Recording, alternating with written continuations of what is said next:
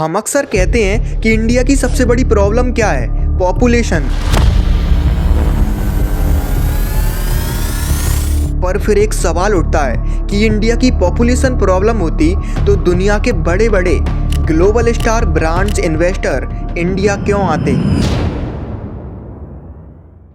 अब दोस्तों, स्कूल से लेकर न्यूज़ तक हमको केवल एक ही बात बताई गई, यानी कि ज़्यादा पॉपुलेशन यानी कि ज़्यादा प्रेशर, ज़्यादा कंपटीशन और ज़्यादा प्रॉब्लम।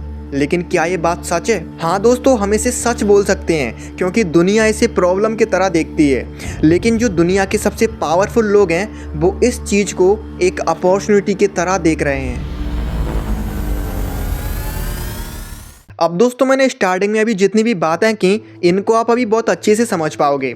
इसके लिए आप इस बात को ध्यान से समझना। दोस्तों, मार्केट का पूरे वर्ल्ड में एक बेसिक और यूनिवर्सल रूल है, यानी कि जहाँ पर लोग होते हैं वहाँ पर डिमांड होती है, और जहाँ पर डिमांड होती है वहाँ से हम ज़्यादा पैसा जनरेट कर सकते हैं। अब आप सोचिए कि जैसे आप कोई बिजनेस को स्टार्ट कर रहे हो तो उस बिजनेस को आप 1 लाख लोगों के बीच में स्टार्ट करना चाहोगे या फिर 140 करोड़ लोगों के बीच। इसीलिए दोस्तों, इंडिया आज के टाइम पर केवल एक कंट्री नहीं रह गया, बल्कि इंडिया आज दुनिया का सबसे बड़ा लिविंग मार्केट बन चुका है।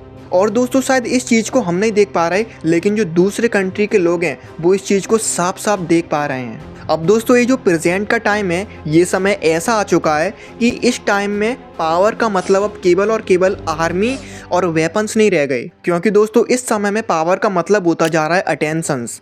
किसकी? व्यूअर्स की, यूज़र्स की, कंज्यूमर्स की एंड ऑडियंस की। यानी कि दोस्तों, जिस कंट्री के पास ज़्यादा व्यूअर्स होंगे, ज़्यादा यूज़र्स होंगे, ज़्यादा कंज्यूमर्स होंगे, आगे जाके वही कंट्री पावरफुल कहलाएगी। लेकिन दोस्तों, ऐसा जब होगा जब उस कंट्री के लोग इस बात को समझ पाएंगे, क्योंकि दोस्तों आज के टाइम पर जो कंट्रीज़ हैं वो अटेंशन कंट्रोल करने पर ध्यान दे रही हैं, क्योंकि दोस्तों जो कंट्री अटेंशन को कंट्रोल कर लेती है वही कंट्री फ्यूचर की ट्रेंड डिसाइड करती है। अब दोस्तों, मैंने वीडियो इसीलिए बनाई है जिससे मैं आपको एक रियल एग्जांपल बता सकूं कि आखिर पॉपुलेशन की पावर क्या होती है। अगर आने वाले टाइम में इंडिया की पॉपुलेशन इस चीज़ को समझकर अगर एक कदम भी उठाती है तो वो अपने देश को बहुत आगे ले जा सकती है। अब दोस्तों, इस बात को समझने के लिए आप थोड़ा ध्यान देना।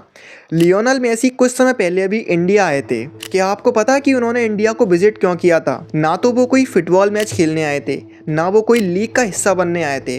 तो आखिर वो ऐसा क्या रीज़न था जिस वजह से लियोनेल मेसी इंडिया विजिट पर आए थे? तो दोस्तों, लियोनेल मेसी का जो ये विजिट था ये लार्जली प्रमोशनल और एंगेजमेंट बेस्ड था, यानी कि फैंस, इवेंट्स और ब्रांड प्रेजेंस के लिए। अब इस बात को आप कुछ इस तरह समझ सकते हो, जैसे मानकर चलिए कोई इंसान जिसे दुनिया में सब भूलते जा रहे हैं और वो यदि इंडिया में आ जाता है तो पूरे वर्ल्ड वाइड में दोबारा से उसकी बात होने लगेगी। अब दोस्तों, मेसी का ये जो विजिट था इससे मेसी और जो ब्रांड होते हैं उन दोनों को ही फायदा हुआ, क्योंकि दोस्तों जो मेसी हैं वो खुद एक ब्रांड हैं और ब्रांड का एक ही काम होता है, ब्रांड वहीं पर जाता है जहाँ पर ऑडियंस होती है। तो दोस्तों, यहाँ पर यही टेक्निक यूज़ की गई थी कि जो मेसी हैं वो खुद एक ब्रांड हैं और उनका एक बहुत बड़ा फैन बेस है।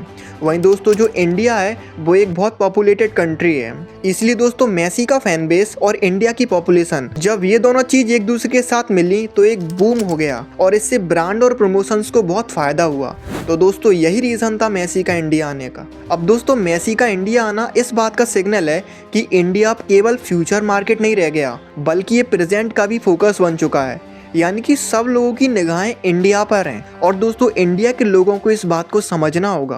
अब दोस्तों, इंडिया की ये जो पावर है ना पॉपुलेशन की, ये केवल अभी प्रेजेंट की बात नहीं है, बल्कि दोस्तों ये सदियों से भारत के पास है।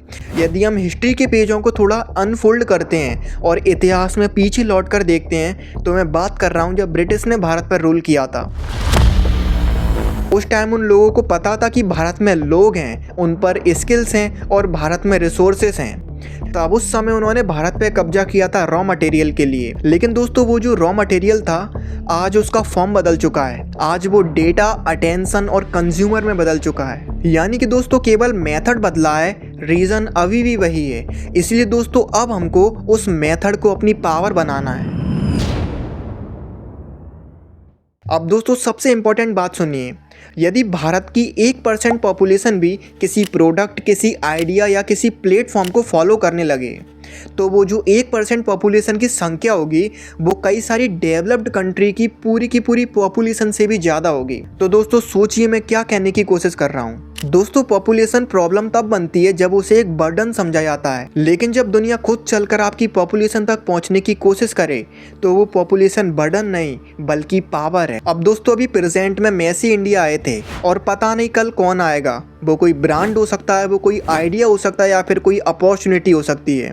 लेकिन दोस्तों असली सवाल ये नहीं है कि पूरी दुनिया इंडिया को किस निगाह से देख रही है, बल्कि दोस्तों असली सवाल ये है क्या इंडिया अपनी इस पावर को पहचान पा रही है। तो दोस्तों आज के लिए केवल इतना ही। मिलते हैं किसी नेक्स्ट वीडियो में किसी नेक्स्ट टॉपिक के साथ। यदि ये वीडियो आपको अच्छी लगे तो लाइक कीजिए, इस चैनल को सब्सक्राइब कीजिए, जिससे हम और आप और भी ऐसे नए नए टॉपिक्स के बारे में जान सकें। तो दोस्तों मिलते हैं किसी नेक्स्ट वीडियो में किसी नेक्स्ट टॉपिक के साथ। तब तक के लिए जय हिंद।